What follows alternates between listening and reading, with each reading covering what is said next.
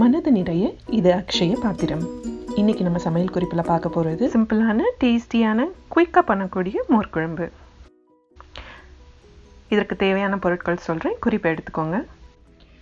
கெட்டியான தயிர் 1 கப், தயிர் கொஞ்சம் தண்ணியாக இருந்துச்சுன்னா 2 கப்பாக எடுத்துக்கலாம்.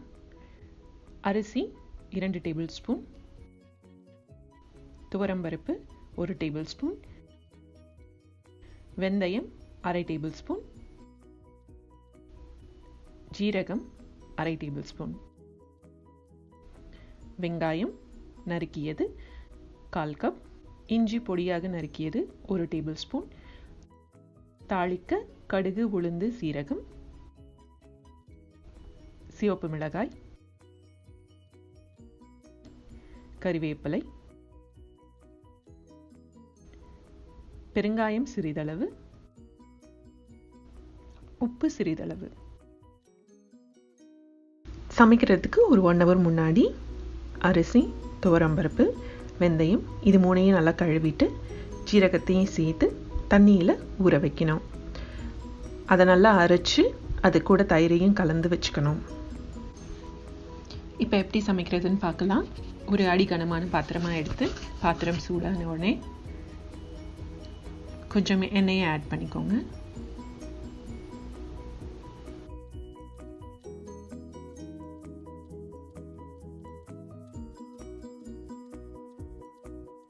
எண்ணெய் சூடானதும் கடுகு ஆட் பண்ணிக்கிறோம்.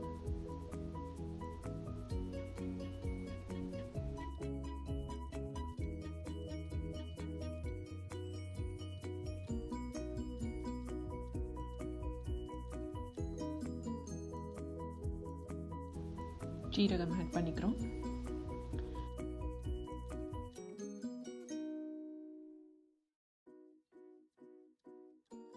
உளுந்தையும் சேர்த்துக்கலாம்.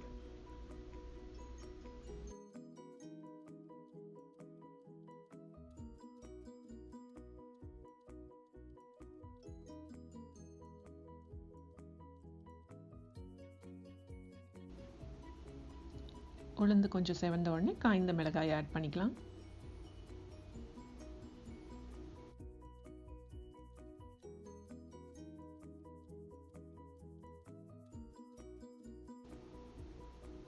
காய்ந்த மிளகாயை லைட்டாக டாஸ் பண்ணிக்கலாம்.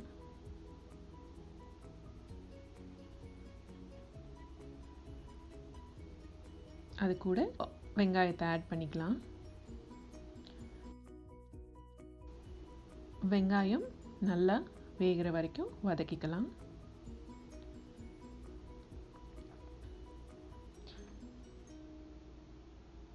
வெங்காயத்தை போட்ட உடனே ஆயிலோட ஹீட் கொஞ்சம் கம்மியாகும். அந்த டைமில் தான் நம்ம பெருங்காயம் ஆட் பண்ணோம். ரொம்ப சூடான எண்ணெயில் பெருங்காயத்தை ஆட் பண்ணோன்னா பெருங்காயம் உடனே தீஞ்சிடும்.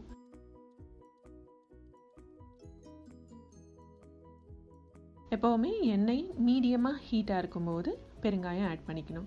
ஸோ யூஸ்வலாக வெங்காயம் ஆட் பண்ணதுக்கப்புறமா எண்ணெயோட சூடு கொஞ்சம் கம்மியாகும். அந்த டைமில் நம்ம பெருங்காயம் ஆட் பண்ணிக்கலாம். இது மாதிரி சின்ன விஷயங்களும் டேஸ்ட்டுக்கு ரொம்ப முக்கியம். இது ரொம்ப ஈஸியான சிம்பிளான டிஷ். இதுக்கு நம்ம காயெல்லாம் எதுவும் போடல.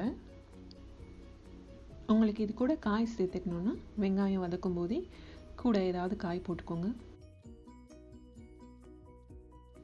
மஞ்சள் தூளை ஆயிலில் போடும்போது அதோட அந்த பச்சை வாசனை போயிடும்.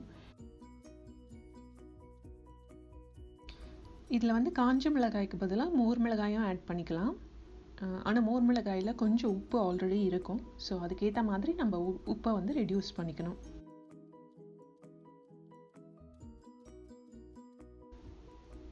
கறி லீவ்ஸ் இப்போ ஆட் பண்ணியிருக்கோம்.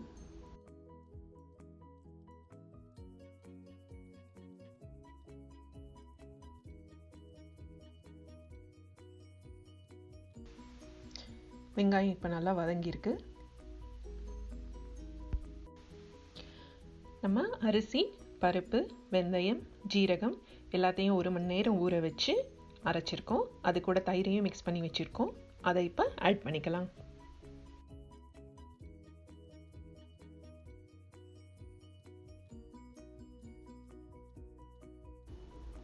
அதுக்கப்புறம் 2 கப் தண்ணி ஆட் பண்ணுறோம். நம்ம மோர் மாதிரி ஆல்ரெடி எடுத்திருந்தீங்கன்னா கூட தண்ணி ஆட் பண்ண வேண்டாம். நான் ரொம்ப கெட்டியான தயிர் எடுத்துருக்கிறதால கூட தண்ணி ஆட் பண்ணிக்கிறேன். இப்போ உப்பு ஆட் பண்ணிக்கலாம்.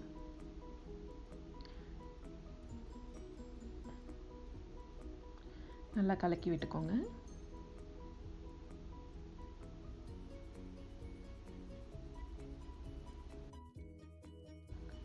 இப்போ பார்த்தீங்கன்னா மஞ்சளோட கலர் ரொம்ப அழகாக மேலே தெரியுது. கொதிச்ச உடனே அதோட கலர் அப்படியே ரொம்ப அழகாக மாறிடும்.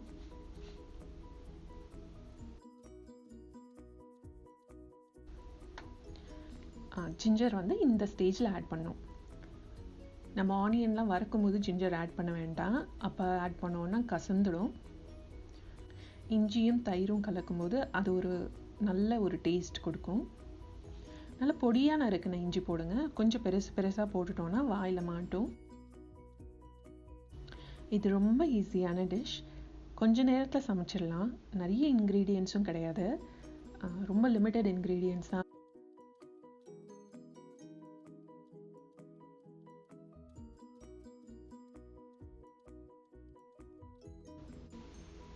இப்போ பார்த்தீங்கன்னா உங்களுக்கு அந்த திக்னஸ் அண்ட் கன்சிஸ்டன்சி கிளறும் போதே தெரியுது இல்லையா?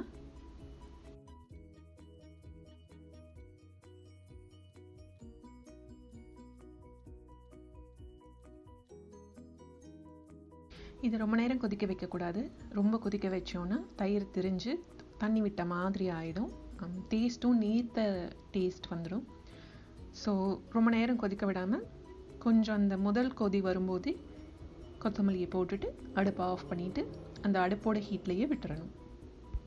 இவ்வளவு தான் அதோட கொதிநிலை. இந்த ஸ்டேஜில் மேலே ஆவி வருது இல்லையா, அப்போ வந்து கொத்தமல்லி போட்டுட்டு அடுப்பை ஆஃப் பண்ணிடணும். ரொம்ப பொங்கி கொதிக்கிற வரைக்கும்லாம் வெயிட் பண்ணக்கூடாது. மிகவும் ருசியான சிம்பிளான உடனடியாக தயாராகக்கூடிய மோர் குழம்பு ரெடி.